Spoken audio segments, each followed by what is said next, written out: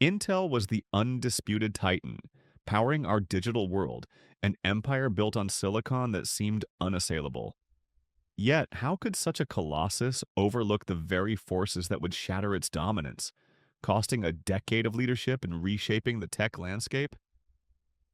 Intel's golden age saw it as the undisputed titan, reigning supreme over the computing world. Its x86 architecture became the industry standard, powering the vast majority of personal computers and enterprise servers, creating an almost unassailable economic moat. This dominance was built on a foundation of relentless technological leadership, epitomized by its tick-tock development model that consistently pushed the boundaries of Moore's Law and maintained a significant lead in process technology. The pervasive Intel Inside campaign solidified its brand power, while strong relationships with original equipment manufacturers and a robust developer ecosystem created powerful lock-in, making switching to competing platforms incredibly difficult and costly. Intel's greatest misstep was a fateful blind spot regarding the burgeoning mobile revolution. They initially dismissed smartphones and tablets as mere niche devices, failing to recognize them as a fundamental shift in computing. This led to inadequate investment in developing the low-power architectures essential for mobile devices. The company's culture was heavily reliant on its high-margin PC and server strategy, prioritizing immediate profits from established segments over the massive future growth potential of emerging mobile markets, despite their lower initial margin. Furthermore, Intel's manufacturing facilities, optimized for powerful, high-performance CPUs, struggled to adapt to the high-volume, low-cost, and crucially power-efficient demands of mobile system-on-chips (SoCs). This strategic oversight left a gaping hole for competitors to fill. While Intel was caught off guard, new challengers emerged powerfully. ARM's open licensing model proved revolutionary.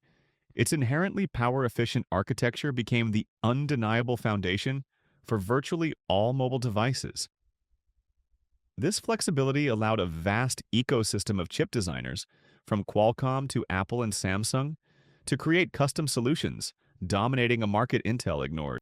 Concurrently, third-party foundries like TSMC rapidly advanced their manufacturing capabilities.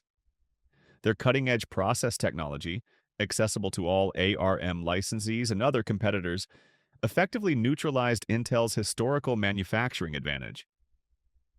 Moreover, AMD seized this moment, orchestrating a remarkable resurgence with its innovative Zen architecture, directly challenging and often surpassing Intel's offerings in high-performance desktop and server segments. This multi-pronged assault decisively ended Intel's era of unchallenged supremacy. Internally, Intel faced significant hurdles that chipped away at its foundation. A major blow was the prolonged stagnation in process node advancements, particularly the repeated and lengthy delays transitioning to 10 nanometers and then 7 nanometers. This critical failure eroded their long-held manufacturing leadership, allowing third-party foundries like TSMC to surge ahead with cutting-edge technology. Furthermore, Intel's integrated graphics solutions consistently lagged behind rivals, and they were slower to embrace the burgeoning field of AI/ML acceleration, creating innovation gaps in key emerging compute paradigms.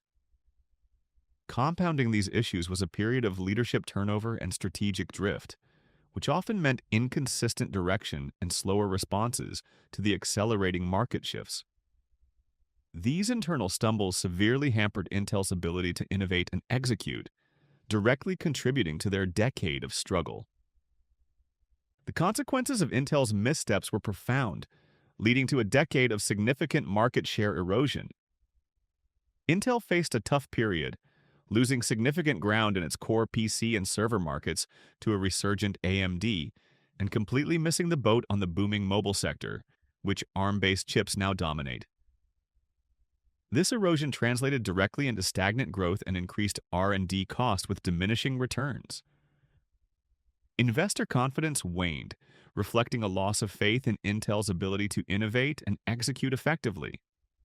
Now, Intel is working hard to reestablish manufacturing leadership through Intel Foundry Services, diversify its portfolio with discrete GPUs and FPGAs, and aggressively fight to regain relevance in a fiercely competitive and evolving industry.